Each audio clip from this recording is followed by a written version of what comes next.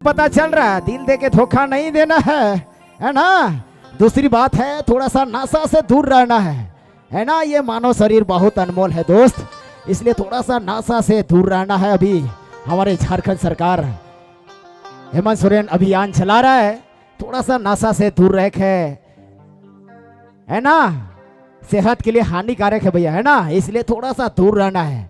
चलिए थोड़े कर पसीन वाला नाचे वाला गीत बेटे चला फिर से हमारे बीच जुड़ेंगे मिस पूनम देवी जी, जुड़े रहे हैं लिटिल स्टार म्यूजिकल ग्रुप के बैनर तले। चलिए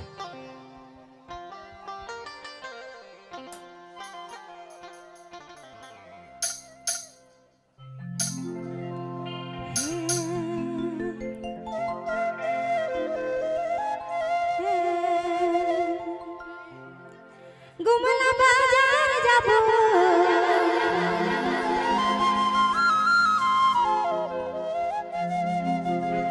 गुमला बाजार जाबो पैसे दाबो रे पिया पैसे दाबो रे मोरले माथे कर बिंदिया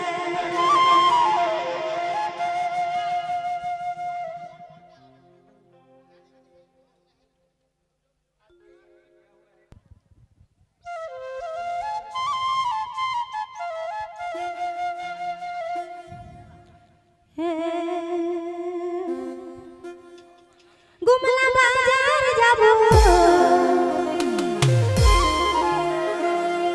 गुमला बाजार जाबो पैसे दाबो रे पिया पैसे दाबो